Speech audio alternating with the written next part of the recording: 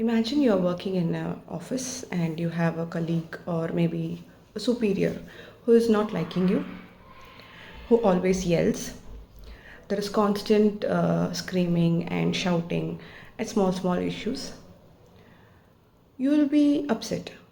And when it happens to be like meeting the same person on a regular basis, you'll try to avoid eye contact. You'll maintain a very little eye contact, right? This happens everywhere. And imagine if this is happening in your house with your spouse, and there is constant yelling, shouting, and there is a small child in your house who is yet to speak. Now, for a small child, eye contact is a milestone, which it has gained only in an age of around 1 or 2 years of age, right? To maintain a particular amount of timing of eye contact with the parents is kind of beautiful communication, which the child has recently learned. And if it is under a situation where the child is constantly hearing a lot of noise or fightings going on in the house, and the child doesn't like to talk or even go and make an eye contact with the person, the child will avoid it. And when it happens on a daily basis inside the house, when there is no other person to take care of the child, like elderly people are not there, or maybe the child is the only child, first child, and there is a very little stimulation to somebody to come and talk to the child, and in that way the child will eventually lose eye contact. And simultaneously the child is also being exposed to a dangerous thing called screen time. Screen time is a dangerous thing that comes without a warning displayed on it. We have warning symbols on alcohol, cigarettes, all kinds of drugs that people are aware of, and they will be making sure the children is not even touching or even thinking about it. Parenting happened like that in our generation as well, in our parents' generation as well. And when it comes to screen, which is ultra widely available in everyone's hand in office, even if you try to make a routine that you are not providing screen to your child, it is going to be available everywhere. Every guest, every friend of your child is going to have it. And this small child, which is in a stage of losing the eye contact, what will stimulate the child is constantly talking to the child, constantly stimulating its brain by playing and talking and music and everything that is naturally available in this world, not screens. So two things I have spoken. One is about losing of eye contact. Second is delaying the speech. When a child is silent and it is exposed to screen, here the child is in a receiver's end. The screen is in a giver's end. And how does the communication happen? It will happen when it is vice versa, giving and taking. But when a child is seeing the screen, it is thinking that it is only supposed to receive. The giving intention itself will go off, right? The child will not even try to open its mouth and use the tongue, rotate and use the words, learn the words and use them in order to talk, right? Now the parents will think, what? I'm trying to talk to her daily, I'm teaching her words, I'm always communicating to her, but she's not listening, she's not talking back, she's not even looking at my face. So obviously the child is reducing its level of eye contact, and he or she is becoming so hyperactive because it's so exposed to a lot of screens, cartoons that shows hyperactive movements. It thinks she'll think that these kind of movements are the normal speed. Human beings are very slow. This is fast. This is the speed in which I also should talk or stay at one place. Already toddlers are highly energetic. They have a lot of energy, and it is been built that way that they will grow fast only if they move their body. But if we give them screen and lock them in a place for hours, for meal time and everything, they will not move much. And when they are free from the screen, all the stacking up of movement which is in the body, it is supposed to be coming out, right? The child will have to release the energy. The child will not feel tired, no matter how much amount of time it is playing with the parents or friends. Let's not use the word hyperactive. let's use the word high on energy. That'll be okay, right? We have seen a lot of boys and some girls who are really fast, they're high on energy, they cannot sit idly in one place. They have a lot of energy, and that will not let them to sit idly in a place. And how about people who are not liking to move? That is hypo. What is the reason for all this hyper? It is all sensory issue. Sensory issues a child is having, even an adult is having, if it is not exposed or underexposed to a certain level. Now, what are sensory issues? What are sense organs? Eyes, when we look at an object for hours and feeling happy about it. We do not feel like looking at anything else but just looking at the same object. Basically, more of rotational objects, wheels, cars, and hearing, auditory seeking, when there is a particular sound, motor sound, or gadget sounds, or sometimes the mixer is on, the car sounds. Those kind of sounds are attractive to people. Some people like loud noises, some people do not like loud noises. They just shut their ears. There is just some kind of traffic jam feel when they enter into a crowded place or something. They do not like it. That is auditory rejection. And likings for particular smell, or wetting their t-shirts often, sometimes touching a particular object frequently on a regular basis, if it is soft or maybe rough, like feeling that they are touching something, they are having the feeling of touching something. Sometimes it is like they do not like to touch wet foods, wet towels, or whatever is wet, that is causing sensory issues with their hands. Mostly you can see young children who are just introduced to food. When they touch the food for the first time, they'll show some kind of a reaction with their fingers. Then it is still continuing, showing uneasiness to soft pillows or cushioned areas, like seeing, as soon as they see the bed or sofa, they will go jump. They'll feel that muscles, then only they'll be relaxed. That is also kind of sensory seeking. You might heard of some people saying, why your boy is always running here and there? Why can't he sit in one place? He can't sit in one place. There is a called proprioception. Proprioception. Have you heard the word? Okay, if we go deep into the subject, no, it will be a lengthy topic.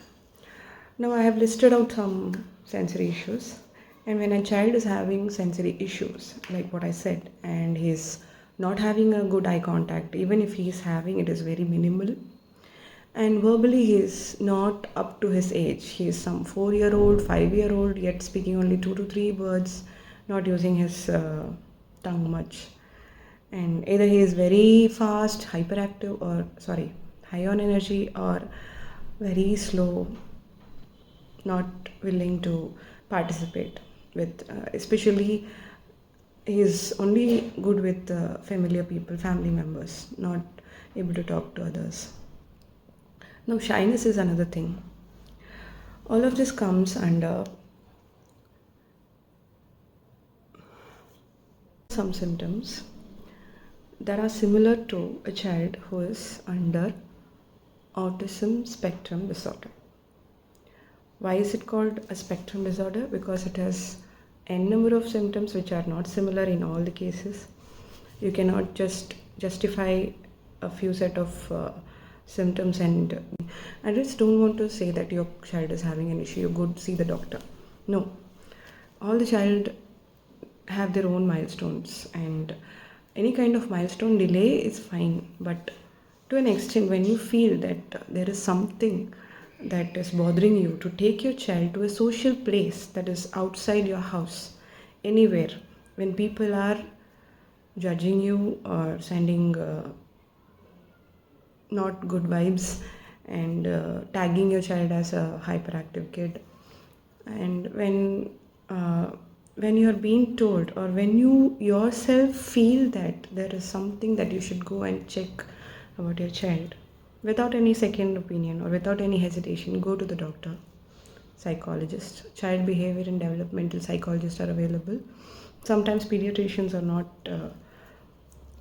able to just decide on that, but obviously these people who are expert in occupational therapy or speech therapy, those kind of neurodevelopmental center, that people are good to do an intervention to your child.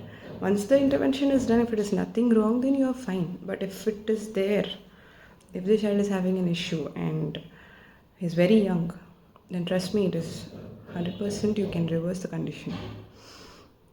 No matter if it is in a mild stage or moderate stage or more than that.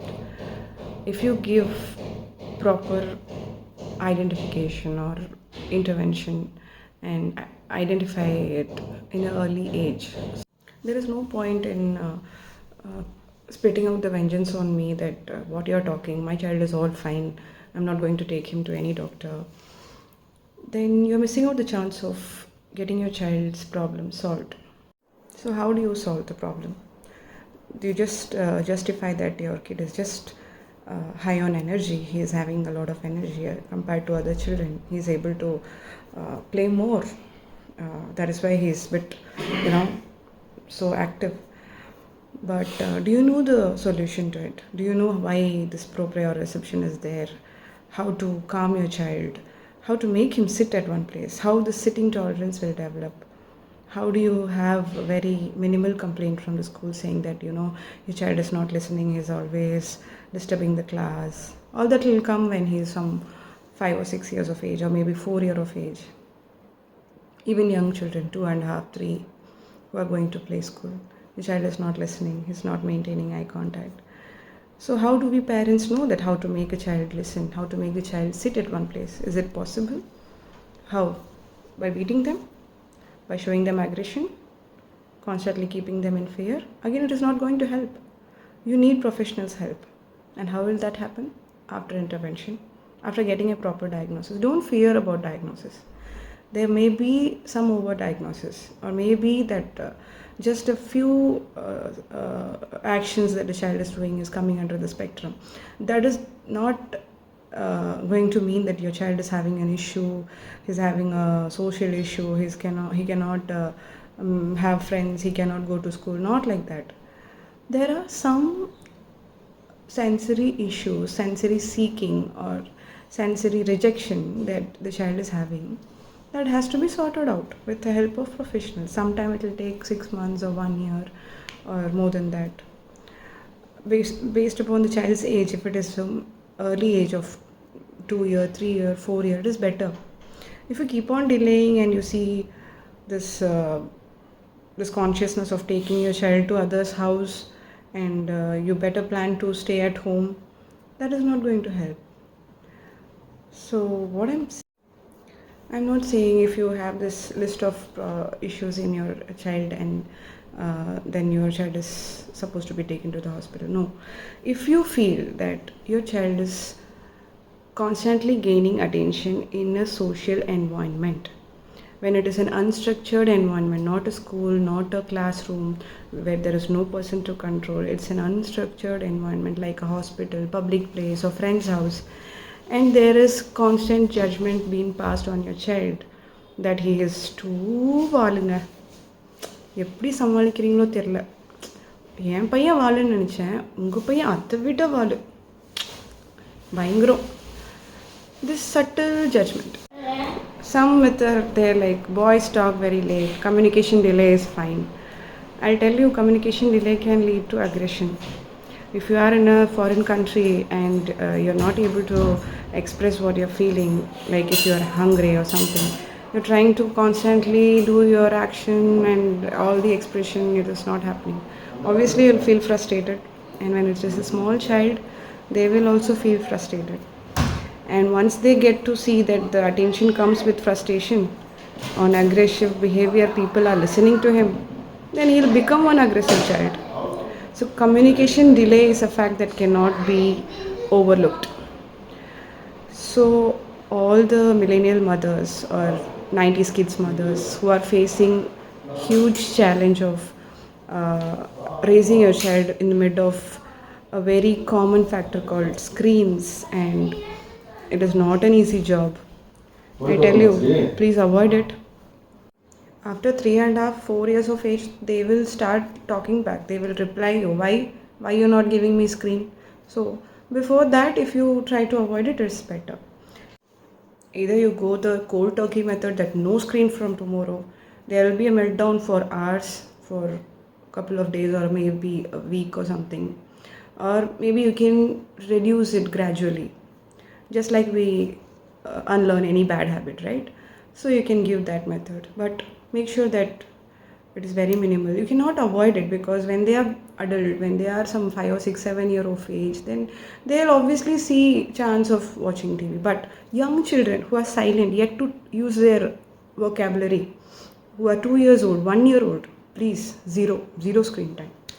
Without involvement of the screen time, also sometimes the parents feel that there is something, maybe they should check aggressiveness, repetitive behaviors, looking at the rotational items, not speaking up to his age, vocabulary wise very poor eaters, having issues with food textures, constantly touching a particular area, particular face, not maintaining good eye contact, and showing aggressive behavior to other kids, not responding to name calling by other person, third person. Only when family members call, they are sometimes that also happens. Only family members they will give it, because they get familiar. Auditory seeking, always running to note motor vehicle sound. Other than this, if at all there is other symptoms, like not being liking to be touched, just being shying away, being very slow, being very less expressive, that could also be diagnosed. And if this is there without the involvement of screen also, you should check, because this has been there. It could be genetic also sometimes. So I just wanted to spread awareness about autism and autism like features, traits that are highly getting common nowadays in children who are being raised by very less number of family members, a mother and a father. That's all. They are the village to raise the child. No grandparent support, because in future generation there will be no grandfather, grandmother coming to save your child. Everybody is progressive. Everybody is having their own life after retirement. They are having plans. So parents of this generation and coming generation, they are going to find it very difficult to be the village to raise the children, and using screens as an option, using TVs as an option, it's going to pay you high cost. I'm saying it out of experience.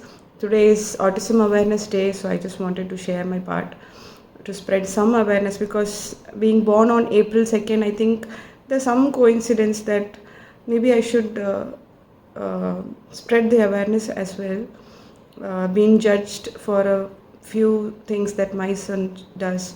He had sleep aggression, he was not able to sleep on time, and he had fascination towards cars. All boys have, and he has to it maximum level.